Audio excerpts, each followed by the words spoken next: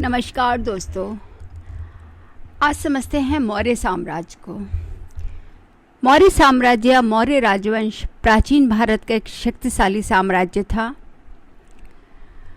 भारत में 137 वर्षों तक मौर्य साम्राज्य ने राज किया।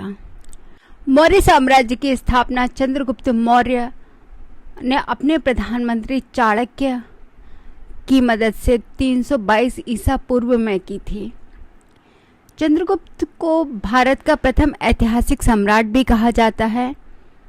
चंद्रगुप्त की मां का नाम मूर था, जिसका संस्कृत में मीनिंग होता है मौर्य, इसलिए इस वंश का नाम मौर्य वंश पड़ा। चंद्रगुप्त के पिता जयवर्धन मौर्य थे, जो सेना में एक अधिकारी थे। धनानंद ने धोखे से उनकी हत्या कर दी थी। उनके पिता की मौत उनके जन्म लेने से पहले ही हो गई थी। जब चंद्रगुप्त 110 वर्ष के थे तो उनकी मां मूरा का भी देहांत हो गया और तब से उनकी परवरिश आचार्य चाणक्य ने की थी। चंद्रगुप्त के वंश और जाति के संबंध में विद्वानों में एक मत नहीं है। चंद्रगुप्त के वंश के संबंध में ब्राह्मण, बौद्ध, जैन परंपराओं के आधार पर केवल इतना ही कहा जा सकता है कि वह किसी कुलीन घराने से संबंधित नहीं था। अपने समय में मौर्य साम्राज्य दुनिया के सबसे बड़े साम्राज्यों में एक था। चंद्रगुप्त मौर्य ने राजा पर्वतका के साथ मिलकर धनानंद पर आक्रमण किया और 25 वर्ष की छोटी सी आयु में धनानंद को पराजित करके मगध के सिंहासन की राजदूत संभाली। 323 ईसा पूर्व में सिकंदर या अलेक्जेंडर की मृत्यु हो जाने के बाद सेल्यूकस, जो कि उसका उत्तराधिकारी था, उसने भारत पर पुनः आक्रमण किया। चंद्रगुप्त ने सिकंदर के सेनापति सेल्यूकस को हरा दिया। आचार्य चाणक्य ने इस युद्ध के बाद सेल्यूकस के सामने 2 शर्तें रखी। इन 2 शर्तों के आधार पर सेल्यूकस को जिंदा छोड़ा गया। पहली शर्त थी सेल्यूकस के राज्य को चंद्रगुप्त के राज्य में मिला दिया जाए और दूसरी शर्त थी सेल्यूकस की पुत्री हेलेना का विवाह चंद्रगुप्त से कर दिया जाए, परंतु हेलेना से उत्पन्न संतान मौर्य साम्राज्य की उत्तराधिकारी नहीं होगी। आचार्य चाणक्य ने ये 2 शर्तें बहुत ही ध्यानपूर्वक रखी, क्योंकि उन्हें पता था कि ये यूनानी ही भारत पर आक्रमण करते हैं। तो इसका समाधान निकालने के लिए चाणक्य ने उनका भारत के साथ रिश्ता बना दिया, ताकि आने वाले समय में ये लोग भारत पर आक्रमण ना करें। इसके बाद सेल्यूकस ने कंधार, काबुल, हेरात और बलूचिस्तान के प्रदेश चंद्रगुप्त को दे दिए। साथ ही अपनी पुत्री हेलेना या कार्नेलिया का विवाह चंद्रगुप्त से कर दिया। पर साथ ही उसने मेगस्थनीज को राजदूत के रूप में चंद्रगुप्त मौर्य के दरबार में नियुक्त किया। मेगस्थनीज काफ़ी दिनों तक पाटलिपुत्र में रहा और उसने अपने आंखों देखा विवरण अपनी पुस्तक इंडिका में लिखा।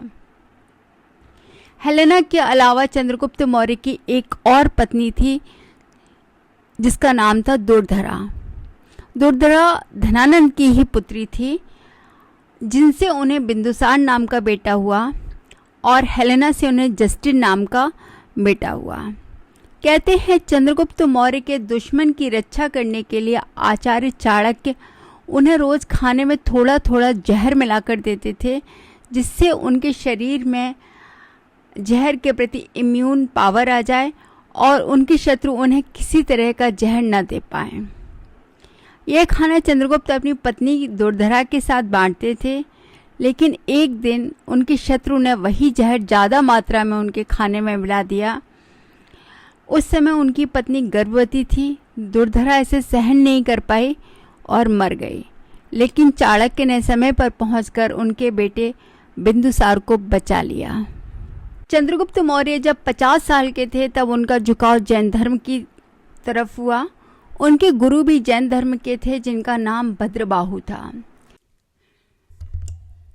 298 ईसा पूर्व में वे अपना साम्राज्य बिंदुसार को देकर कर्नाटक चले गए, जहाँ पर श्रवणबेलगोला नामक स्थान पर सल्लेखना पद्धति द्वारा उन्होंने अपने प्राण त्याग दिए।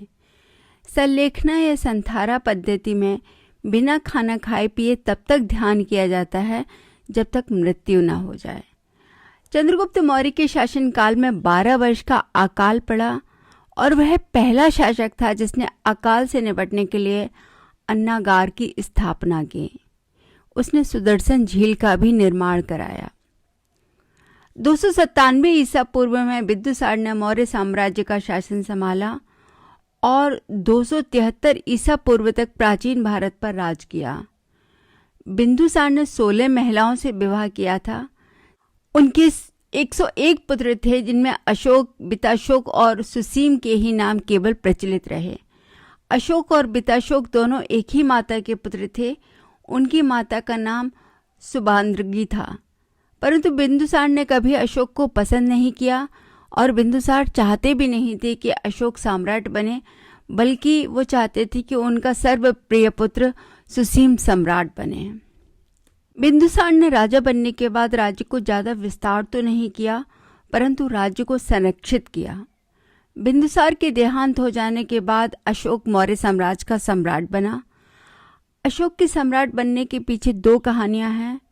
पहली कहानी है कि अशोक उज्जैन में वायसराय के पद पर नियुक्त था। जब अशोक को यह बात पता चली कि उसके पिता का स्वास्थ्य बहुत खराब है, तो वह उज्जैन से पाटलिपुत्र लौट आया और उसने अपने सगे भाई बिताशोक को छोड़कर सभी 99 भाइयों का कत्ल कर दिया। उसके बाद अशोक 269 ईसा पूर्व में मौर्य साम्राज्य का सम्राट बन गया। पर दूसरी कहानी के अनुसार बिंदुसार का प्रिय पुत्र सुसीम ने प्रधानमंत्री खलातक के मुंह पर चमड़े से भरे हुए दस्ताने फेंक दिए थे। सुसीम के इस व्यवहार से प्रधानमंत्री खलातक को लगा कि सुसीम सम्राट बनने के लायक ही नहीं है, इसलिए वह अशोक को सम्राट बनाना चाहते थे। इसके कुछ समय बाद ही बिंदुसार बीमार पड़ गया। तब बिंदुसार ने उत्तराधिकारी के रूप में सुसीम का नाम लिया, परंतु उस समय सुशील तक्षशिला के विद्रोह को शांत करने के लिए गया हुआ था। तो मंत्रियों ने अशोक को सम्राट बनाने का प्रस्ताव रखा और कहा कि जब तक सुसीम नहीं आ जाता तब तक अशोक सम्राट बना रहेगा। जब यह बात बिंदुसार ने सुनी तो वह गुस्से से क्रोधित हो गया और कहा अशोक कभी भी सम्राट नहीं बनेगा। परंतु इसके बाद बिंदुसार का स्वास्थ्य और गिर गया और इसी समय अशोक ने यह घोषणा कर दी कि वह आज से वही सम्राट है। उसके बाद बिंदुसार की मौत हो गई और अशोक मौर्य साम्राज्य का सम्राट बन गया।